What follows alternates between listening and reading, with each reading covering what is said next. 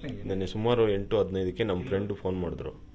ಈ ಥರ ಮಂಜು ಬರ್ತಾ ಇದ್ದಾನೆ ನಿಮ್ಮ ಮನೆ ರೋಡಲ್ಲಿ ಅಂದರು. ಹೋಗಿ ನೋಡು ಯಾರ್ಯಾರಿದ್ದಾರೆ ಅಂದೆ. ಇಲ್ಲ ಕಾರಲ್ಲಿ ಒಬ್ಬನೇ ಇದ್ದಾನೆ ಅಂದರು. ಸರಿ ಹೋಗಿ ನೋಡು ಎಲ್ಲಿ ಹೋಯ್ತಾನೆ ಅಂದೆ. ಅಲ್ಲಿ ಮನೆ ಹಿಂದ್ಗಡೆ ಬಂದು ಕಾರ್ ಹಾಕ್ದ. ಕಾರ್ ಹಾಕ್ಬಿಟ್ಟು ಮನೆ ಒಳಗಡೆ ಬರ್ತಾನೆ, ಗೇಟ್ ಓಪನ್ ಮಾಡಿ ಮನೆ ಒಳಗಡೆ ಬರ್ತಾನೆ. ಆಮೇಲೆ ನಮ್ಮ ಫ್ರೆಂಡ್ ಇದ್ಕೊಂಡು ಹೋಗಿ ನೋಡ್ಲಾ ಮೇಲೆ ಅಂದ. ಮೇಲೆ ಹೋಗ್ಬೇಡ ನಾನು ಬರ್ತೀನಿ ಇರು ಅಂದೆ.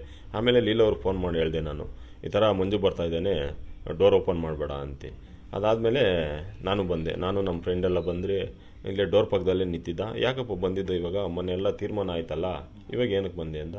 ಏನೂ ಮಾತಾಡಲೇ ಇಲ್ಲ. ಏಕಾಏಕಿ ಕಣ್ಣಿಗೆ ಕಾಡ್ದ ಪುಡಿ ಹೊಡೆದ್ಬಿಟ್ಟ. ಕಣ್ಣಿಗೆ ಕಾಡ್ದ ಪುಡಿ ಹೊಡೆದಿದ್ದೇನೆ ಬಾಟ್ಲಿಂದ ಹೊಡೆಯೋಕ್ಕೆ ಸ್ಟಾರ್ಟ್ ಮಾಡ್ದ. ಫಸ್ಟ್ ಏಟೆ ತಲೆಗೆ ಹೊಡೆದ, ಅದು ಸರಿಯಾಗಿ ಬಿದ್ದಿಲ್ಲ. ಅದಾದಮೇಲೆ ಹೊಟ್ಟೆಗೆ ಚುಚ್ಚಕ್ಕೆ ಬಂದ. ಈ ಕಡೆ ಕೈ ಚುಚ್ಚದ, ಅದು ಕೈ ಫುಲ್ಲು ಓಪನ್ ಆಗ್ಬಿಡ್ತು. ಅಡ್ಡ ಇಟ್ಟೆ ಹೊಟ್ಟೆಗೆ, ಅದು ಕೈ ಫುಲ್ಲು ಓಪನ್ ಆಗಿಬಿಟ್ಟಿದೆ. ಅದಾಗಿದ್ದೆ ನಮ್ಮ ಫ್ರೆಂಡ್ಗೆ ಫೋನ್ ಮಾಡಿ ತಿರ್ಗಾ ಕರೆಸಿ ಅಲ್ಲಿಂದ ಹಾಸ್ಪಿಟ್ಲಿಗೆ ಹೋದೆ. ಎಲ್ಲ ಪೊಲೀಸವ್ರಿಗೆಲ್ಲ ಇನ್ಫಾರ್ಮ್ ಮಾಡು ಅಂತ ಹೇಳ್ಬಿಟ್ಟು ಅಲ್ಲಿಂದ ಹಾಸ್ಪಿಟ್ಲಿಗೆ ಹೋಗಿ ಸಂಜಯ್ ಗಾಂಧಿಗೆ ಹೋಗಿ, ಅಲ್ಲಿಂದ ಸಂಜಯ್ ಗಾಂಧಿಯಿಂದ ಮತ್ತೆ ಸ್ಟೇಷನ್ಗೆ ಬಂದು ನೈಟು ಕಂಪ್ಲೇಂಟ್ ಎಲ್ಲ ಇದು ಮಾಡಿದ್ದೀನಿ. ಅಂದರೆ ಮೊದಲೇ ಪ್ರಿಪೇರ್ ಮಾಡ್ಕೊಂಬಂದಿದ್ದೀರಾ ಬಾಟ್ಲು ಖಾರದ ಪುಡಿ ಎಲ್ಲ? ಹಾಂ, ಎಲ್ಲ ತಗೊಬಂದಿದ್ದಾನೆ ಸರ್. ಬಂದು ಆರಾಮಾಗಿ ನಿಂತಿದ್ದಾನೆ. ಏನಪ್ಪ ಬಂದಿದೆಯಾ ಅಂದ್ರೂ ಏನು ಮಾತಾಡಲೇ ಇಲ್ಲ. ಏಕಾಏಕಿ ಖಾರದ ಪುಡಿ ಹಾಕ್ಬಿಟ್ಟ ಸರ್ ಕಣ್ಣಿಗೆ. ಅವನು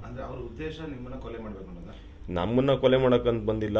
ಇಬ್ಬರನ್ನೂ ಏನಾನ ಒಂದು ಮಾಡೋಣ ಅಂತ ಬಂದಿದ್ದಾನೆ ಸರ್. ಅವರು ಇವಾಗ ಅವ್ರೇನಾದರೂ ಡೋರ್ ತೆಗ್ದಿದ್ರೆ ಅವ್ರನ್ನ ಹೊಡೆದ್ಬಿಟ್ಟು ಆರಾಮಾಗಿ ಹೋಗಿರೋನು. ನಾನು ಡೋರ್ ತೆಗಿಬೇಡ ಅಂದೆ.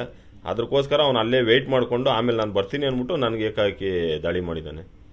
ಅಲ್ಲ, ಮೊನ್ನೆ ಬಂದಾಗ ರಾಜ್ಯ ಪಂಚಾಯತಿ ಆಗಿತ್ತು 3 ದಿನ. ಹೌದು ಸರ್. ಒಂದು ರಾಜ್ಯ ಪಂಚಾಯತಿ ಆಗಿತ್ತು, ಏನು ಮಾತುಕತೆ ಆಗಿತ್ತು? ಒಂದು 20 ಜನ ಕರ್ಕೊಬಂದಿದ್ದ ಅವ್ರವ್ರನ್ನೆಲ್ಲ. ಎಲ್ಲ ದೊಡ್ಡವ್ರನ್ನೆಲ್ಲ ಕರ್ಕೊಬಂದು ಮಾತಾಡಿದ್ರು. ಇಲ್ಲ 3 ಮಕ್ಕಳು ಅವನ ಹತ್ರ ಇರಂಗೆ ಮಾತಾಡಿದ್ರು, 3 ಮಕ್ಕಳು ಇಲ್ಲ ನಮ್ಮ ಹತ್ರ ಇರಂಗೆ ಮಾತಾಡಿದ್ರು. ಅದೇನಾಗುತ್ತೋ ಅದು ಕೋರ್ಟಲ್ಲಿ ತೀರ್ಮಾನ ಆಗೋ ಗಂಟ ಮಕ್ಕಳು 3 ಇಲ್ಲ ನೀವು ಇಕ್ಕೊಳ್ರಿ ಇಲ್ಲ ನಾವು ಇಕ್ಕೊಳ್ರಿ ಅಂತ ಎಲ್ಲರೂ ಮಾತಾಡಿದ್ರು. ಸರಿ ಆಯಿತು, ನಾವೇ ಇಕ್ಕೊಂತೀರಿ, ಕೋರ್ಟಲ್ಲಿ ತೀರ್ಮಾನ ಆಗೋ ಗಂಟ ನಾವೇ ಇಕ್ಕೊಂತೀರಿ ಅಂದರು. ಸರಿ ಆಯಿತು, ಎಲ್ಲದಕ್ಕೂ ಒಪ್ಕೊಂಡ್ರು. ಅವ್ರ ಮಂಜವರು ಅಲ್ಲಿ ಎಲ್ಲದಕ್ಕೂ ಒಪ್ಕೊಂಡ್ರು. ಅದು ಒಪ್ಕೊಂಡು ಆದಮೇಲೆ ಈ ಥರ ಮಾಡಿದ್ದಾನೆ ಸರ್.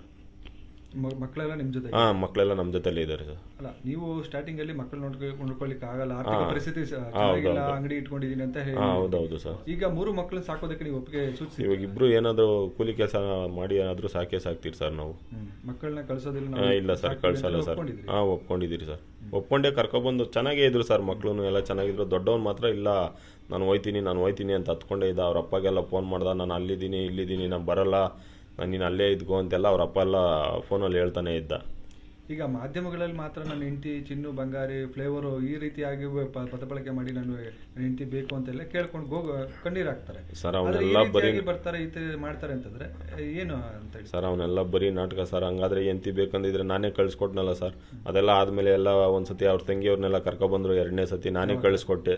ಒಂದು ಅಲ್ಲಿ ನ್ಯೂಸಲ್ಲೆಲ್ಲ ಮಾತಾಡಿ ಬಂದಾದಮೇಲೆ ನಾನು ಕಳಿಸ್ಕೊಟ್ಟೆ. ಎಲ್ಲ ದೊಡ್ಡವರೆಲ್ಲ ಫೋನ್ ಮಾಡಿ ಹೇಳಿದ್ರು, ಬೇಡ ಕಳಿಸ್ಕೊಡು, ಆ ಮಕ್ಕ ನೋಡಿ ಆದರೂ ಕಳಿಸ್ಕೊಡು ಅಂತ. ನಾನು ರಿಕ್ವೆಸ್ಟ್ ಮಾಡಿ ಕಳಿಸ್ಕೊಟ್ಟೆ. ಅದು ಕಳಿಸ್ಕೊಟ್ಟಾದ್ಮೇಲೂ ಚೆನ್ನಾಗಿ ಸಾಯಂಗೆ ಹೊಡೆದಾಕಿದ್ದ.